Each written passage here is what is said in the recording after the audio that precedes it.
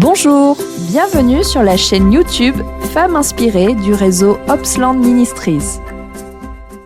Bonjour à toi, j'espère vraiment que tu vas bien. Oui, je sais, souvent on dit que ça va, mais ce n'est pas toujours le cas parce qu'on n'a ni l'envie, ni le temps, ni le courage de donner des explications et de répondre tout simplement « Eh ben non en fait, ça va pas ». On est débordé toute la semaine et même le week-end. Le travail, la maison, les enfants, toutes nos responsabilités. Tu vois ce que je veux dire ? La fameuse charge mentale. La fatigue et la lassitude s'installent et on oublie très rapidement, trop rapidement peut-être, de voir ce qui va bien dans nos vies. Et on a très vite tendance à voir le verre à moitié vide au lieu de le voir à moitié plein. Dans la Bible, il y a un psaume que j'aime particulièrement. C'est le psaume 103.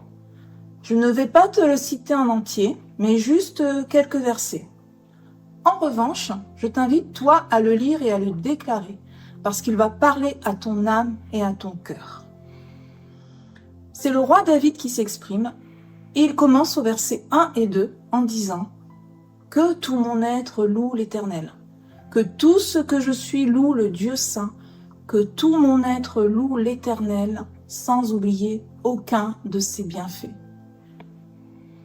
Le roi David s'adresse à lui-même, à son être, à son âme, à ses pensées et à ses émotions.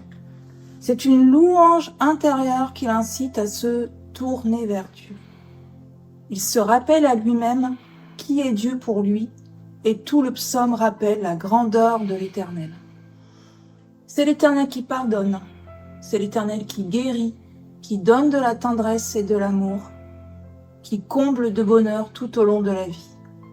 Il est miséricordieux, et le verset 19 nous rappelle aussi que dans les cieux, l'Éternel a établi son trône.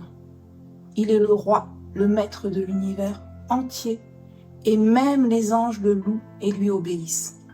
Tu ne trouves pas que c'est encourageant ? Ce psaume vient nous rappeler, à chacune d'entre nous, que nous pouvons choisir de nous tourner vers Dieu, même dans les moments de doute, de fatigue et de déprime, pour voir les bienfaits que Dieu met dans nos vies.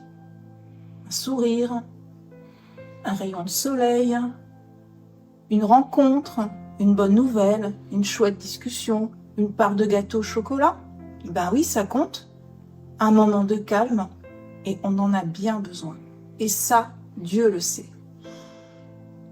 Ce psaume dit aussi, comme un père plein d'amour pour ses enfants, l'Éternel est rempli d'amour pour ceux qui le révèrent. Alors laisse-moi te poser une question. Est-ce que tu continues à tourner ton cœur vers lui ?